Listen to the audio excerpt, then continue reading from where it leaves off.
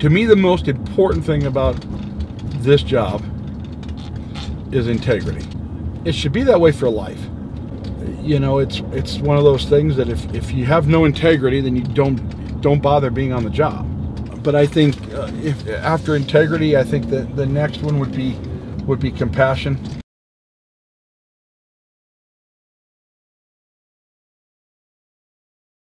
And you've got to be able to temper justice with compassion. If you wag your finger at everybody and chew them out or write them a ticket or arrest them or do whatever it is you do all the time, then you're fooling yourself. Because have I ever sped in my life? Well, I'm sure when I was 16, my first ticket was speeding. If I ever run a red light, of course. And we're all human. We all make those mistakes. So that's where the discretionary part of it comes in. But a lot of times, if you can make it in a manner that's friendly and warm and well-meaning, a lot of times the kids remember it.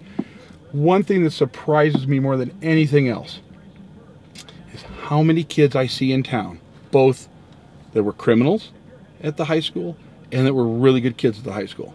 How many of them see me and they remember me? They used to call me Jacobs. Most people have problems pronouncing Jacober, but so they call me Jacobs, and I'd bump into them at Dick's Sporting Goods, and they'd come up and give me a hug or a fist bump or whatever. When that happens, then I know that I had an impact on that kid. They may have been the best kid in the world, but the fact that I treated them with respect and like the best kid in the world, they remember that. I think, you know, they always say you got to be, you know, you got to be a little more vigilant about this or about that.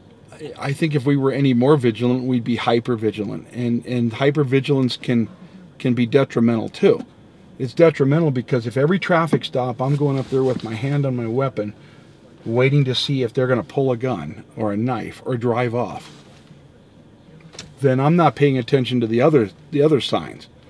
Are the plates expired? You know, is the window rolled down when I get there? How many people are in the vehicle? Why did I stop them in the first place? Another officer and I just had this conversation last night that was interesting on how we both saw it the same way. I'm not afraid of dying. I'm not afraid of death because we all die. Mm-hmm. I'd rather it be later rather than sooner. But if you got into this job because you want weekends, evenings, holidays off, or, you know, it's 9 to 5, then you're in the wrong job. If you want a job that's safe, where you're not necessarily looking at the violent aspects, you can be a stockbroker, a banker, a doctor, whatever. They make more money. But the bottom line for me is, you know, there was an old saying I saw one time. I came into this world kicking and screaming, wearing somebody else's blood. In the end of it, I would have no problems going out in this world wearing somebody else's blood. It's just, it's a sad state of affairs the way we are now. The fearlessness and the complete contempt that these people have, that they can just shoot us or shoot at us. But it's part of the job. If you're scared of doing that, then you need to find something else to do.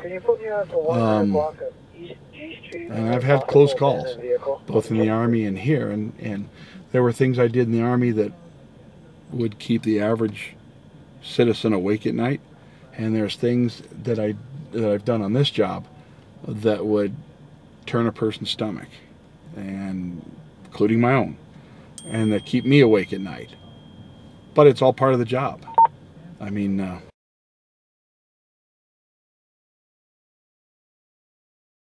my favorite part of the job, I think, is everything. And I know that sounds kind of weird or cliche. Look at that truck, the damage. Where was it mainly at? But when I get up in the morning, I'm grateful that I have a very good job that pays, in my opinion, very nicely, even though we deal with what we got to deal with. I've got all the numbers I have. They're all disconnected. And just the fact that I get to do it, I think, is the cool part.